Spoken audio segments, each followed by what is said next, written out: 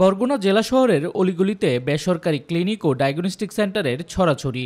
যেদিকেই চোখ যায় সেদিকেই ক্লিনিক ও ডায়াগনস্টিক সেন্টার। আবাসিক ভবন এমনকি দোকান ঘুরেও ঝুলছে ক্লিনিক ও ডায়াগনস্টিক সেন্টারের সাইনবোর্ড। যত্রতত্র গড়ে ওঠা এসব বেশিরভাগ স্বাস্থ্যকেন্দ্রই অনুমোদনহীন।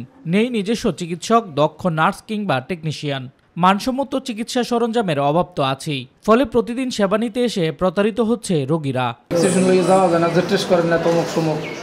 এই তো এইগুলো তো করা লাগে 2টা 3টা 6টা টাকার খেলা এই জায়গায় মানে উনি ডাক্তার, উনি টেস্ট দেয়, উনি সব কিছু করে, আবার উনি রিপোর্ট দেয়। সরকারি যে সমস্ত প্রতিষ্ঠানগুলো তদারকি করে সেই অবস্থান থেকে তাদের আরও জোরালো ভূমিকা পালন করতে হবে। কিছু ডায়াগনোসিস আছে যে কারণে যেটা রোগী আসছে যে ঠিক মতন যে চিকিৎসাটা নেবে সে চিকিৎসাটা সে নিতে পারে না, ব্যয়বহুল হয়। বাইরে গেলে হয়তো সময় লাগে বেশি, টাকাও লাগে বেশি, ওইটা আমরা না পারার জন্য আমরা হসপিটালে আসছি। কর্তৃপক্ষের উদাসীনতায় স্বাস্থ্যসেবার নামে চলছে সীমাহীন দুর্নীতি। সরকারি বিধিনিষেধ উপেক্ষা করে এসব স্বাস্থ্যসেবা প্রতিষ্ঠান বছরের পর বছর চালিয়ে যাচ্ছে তাদের ব্যবসা।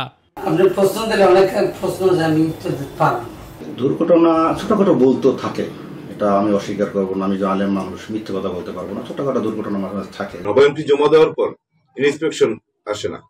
ইন্সপেকশন আমার লাস্ট ইয়ার হয়েছে, ইন্সপেকশন ডান করে গেছে, কিন্তু এখন পর্যন্ত আমি লাইসেন্স পাইনি। লাইসেন্স তো দেয়, ঠিক সময়তেই দেয়, একটু লেট হয় দেয় লাইসেন্স, আমরা তো ঠিক করে টাকা পয়সা দিয়ে। বেসরকারি ক্লিনিক ও ডায়াগনস্টিক সেন্টারের কোথাও কোনো দুর্ঘটনা ঘটলে তদন্ত সাপেক্ষে ব্যবস্থা গ্রহণ করা হবে বলে জানিয়েছে সিভিল সার্জন। কোথাও যদি কোনো ক্লিনিকে অনাকাঙ্ক্ষিত কোনো ঘটনা ঘটে তাহলে সেটা আমরা জানার সাথে সাথে একটা তদন্ত কমিটি করে দিই এবং তদন্ত কমিটি সেই রিপোর্টের ভিত্তিতে ব্যবস্থা গ্রহণ করলাম। বরগুনা জেলায় বেসরকারি ক্লিনিক ও ডায়াগনস্টিক সেন্টার রয়েছে মোট 86টি। শামস তাবরিজ উচ্ছ্বাস, মাই টিভি নিউজ ডেস্ক।